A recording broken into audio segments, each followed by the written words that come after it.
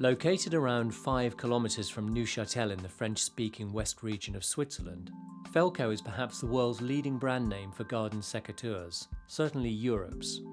The company manufactures around 1 million pairs every year, as well as a range of other products for amateur and professional gardeners and horticulturalists. At its factory, much of the product finishing is still done by hand. However, part volumes have increased considerably over the past few years, so in 2011, the company invested in a Haas EC500 horizontal machining centre and a VM2 vertical machining centre. Soon after, Felco also purchased 2 DT1 drill tap machines, which are set up as a cell with robot loading, and have replaced conventional stamping to make 700,000 pairs of blades annually. Le premier choix des machines DT1 était un changement de processus de usinage. On a actuellement une chaîne de production pour les contre-lames 2, qui est un produit très important chez nous, qui a un gros volume.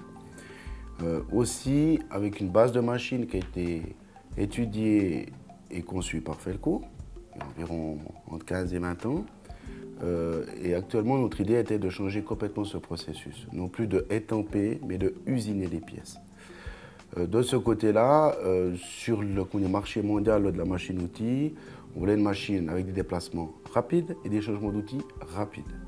La Haas DT1 est un compromis au niveau du coût et de la rapidité des déplacements qui est vraiment exceptionnel. De là, après, on doit alimenter cette machine par un automatisme. Donc, on a décidé de mettre un robot. Donc, on fait un apport de pièces à l'aide d'un bol vibrant.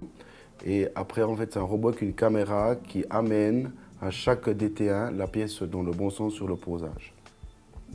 Grande difficulté, encore une fois là, c'est la reconnaissance des pièces, la précision des pièces qui doivent rentrer à l'intérieur de la machine pour pouvoir être usinées.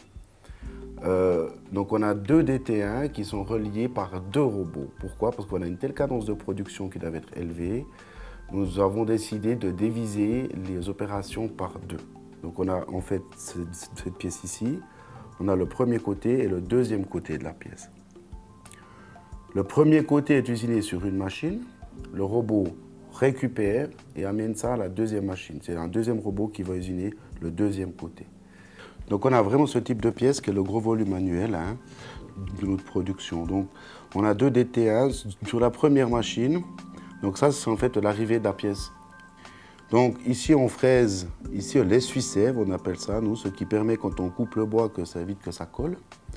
On fraise aussi ce lamage ici. Tous ces perçages, ici, avec des tolérances dans les 3 centièmes, donc le diamètre du trou est tolérance à 3 centièmes. On fraise aussi ce carré, donc par une opération assez spécifique, mais en fait le carré ici est usiné aussi. De l'autre côté, ici sur la tranche, on voit aussi le fraisage ici en fait de la coupe. On voit très bien avant, après, etc. Et ici, le fraisage de la pointe. Ça, c'est ce qu'on fait en fait au DT1. Donc c'est des cadences qui sont vraiment rapides, c'est environ une pièce, 2 pièces toutes les 40 secondes et un volume de pièces annuel entre 600 et 700 000 pièces. Donc voilà pourquoi on a choisi ces machines-là en fait.